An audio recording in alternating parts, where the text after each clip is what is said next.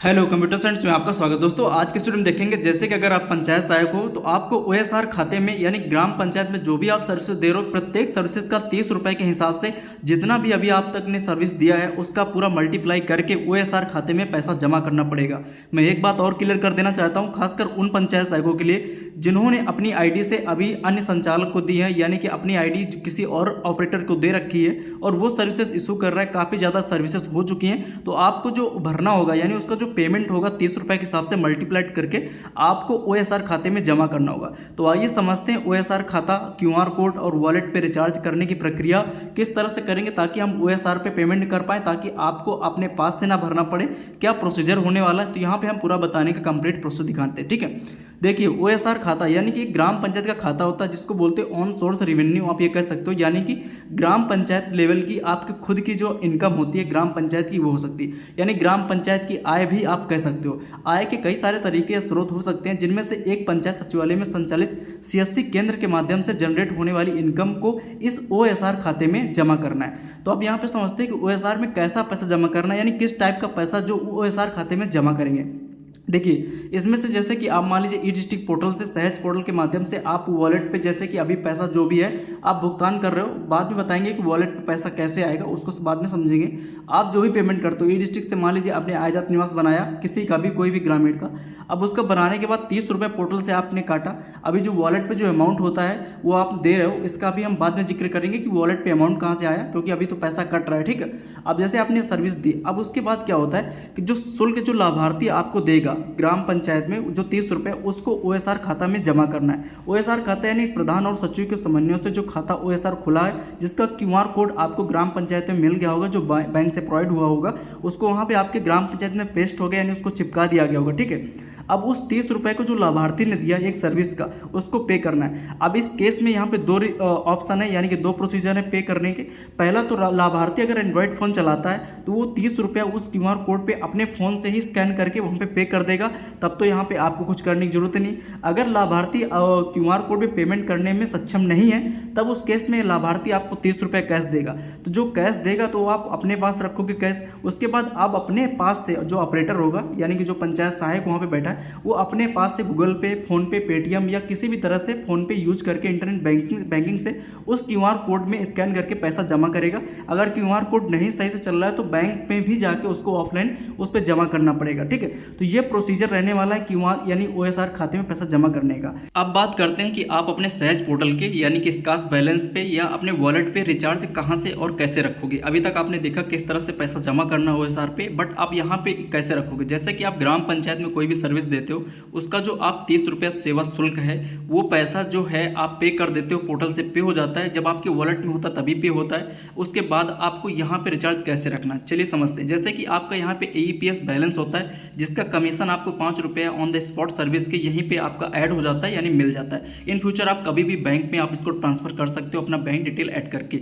अब यहाँ पे स्कास बैलेंस का जो ऊपर ऑप्शन होता है, जो वॉलेट पे आप अमाउंट रखे हो, ये अमाउंट आप कैसे रखे हो। अभी तक अगर वो सर एक्टिव नहीं था तो इसका मतलब आज जाहिर सी है कि आपने अपने पास से रखा होगा, या अगर ग्राम पंचायत सचिव के माध्यम से आप हो सकता है ग्राम निधि से रखे हो, वो आपका मैटर है आपने कैसे किया। लेकिन आपको यहाँ पे अपने पास से पैसा एक भी नहीं रखना है, यानी अभी तक अभी जो काम कर रहे हो सकता है आपने अपने पास से रखा हो। तो अभी यहाँ पे एक केस ये आता है कि जब यहाँ पे स्कास बैलेंस पे आपको रिचार्ज करने के लिए आपको ओएसआर अकाउंट से पैसा निकालना है, बट अभी ओएसआर अकाउंट में अगर जीरो बैलेंस है तो पहले ग्राम प्रधान सचिव को कहीं ना कहीं से ओएसआर में कुछ ना कुछ अमाउंट रखना पड़ेगा, तभी तो वॉलेट पे आप रिचार्ज कर पाओगे। जब जीरो बैलेंस होगा ओएसआर अकाउंट में तो वॉलेट पे रिचार्ज यहाँ पे कैसे करोगे। तो देखिए अब यहाँ पे एक ये किस तरह, जैसे अभी तक जो पंचायत सहायकों ने पिछले कई 1-2 साल 3 साल में जो सर्विसेज दी हैं उसमें से ज़्यादातर केसों में अपने पास से वॉलेट में पैसा रखा है। अब उस पैसे का उन्होंने तो बराबर कर दिया, कस्टमर से 30 रुपया लिया, प्लस उसके बाद सहज पोर्टल से पेमेंट हो गया 30 रुपये का, वो तो लेके दे के बराबर हो गया। अब जितनी भी सर्विस उन्होंने दी है, अब उस सर्विस को काउंट करके नियम के अनुसार ये है कि अब वो ओएसआर खाते में भी जमा करना पड़ेगा। तो ये 30 रुपया उनका एक्स्ट्रा पे होने वाला है, यानी एक्स्ट्रा उनके जेब से जाने वाला है, क्योंकि उन्होंने अपने माध्यम से किया था तो वहाँ तो पोर्टल पे कट फिट के बराबर हो गया।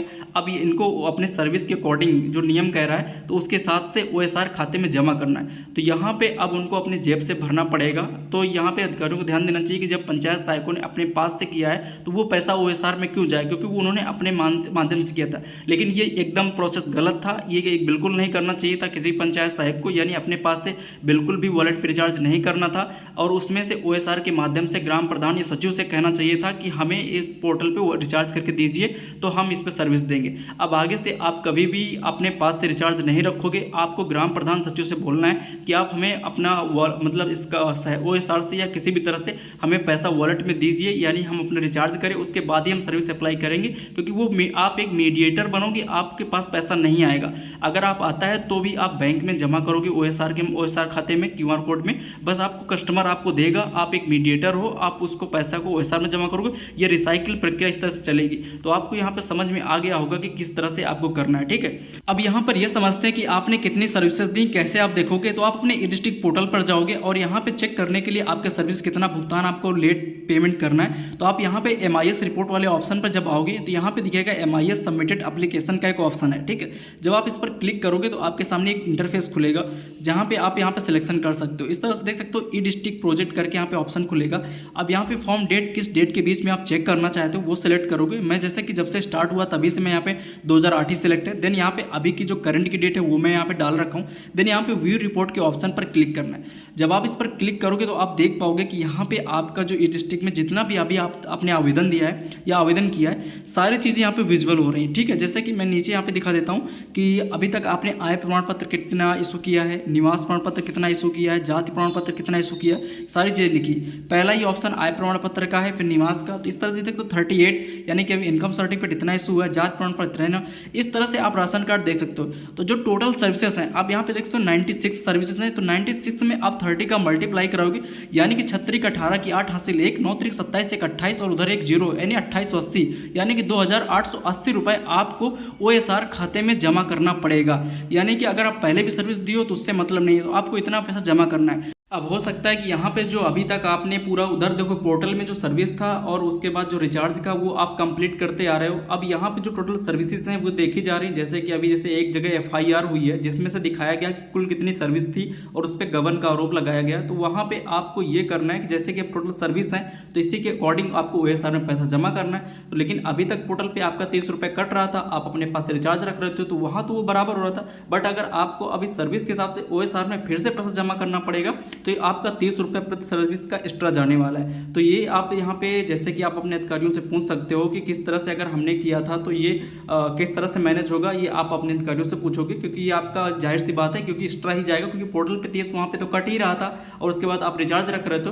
जो कि आपको अपने पास से नहीं करना था, बट आपने किया। तो अब आप यहाँ पे पूछ सकते हो। बाकी जो नियम के हिसाब से यानी OSR के माध्यम से या आपको करना है, अपने पास से नहीं रखना है, वो आगे की प्रोसेस है। बाकी आप अपने पोर्टल पर आओगे, जब आपको पैसा मिलेगा OSR में यानी ग्राम प्रधान सचिव के माध्यम से, फिर आप अपनी तरफ से आके UPI के माध्यम से या किसी भी तरह से आप इस तरह से अपने वॉलेट पे रिचार्ज कर लोगे।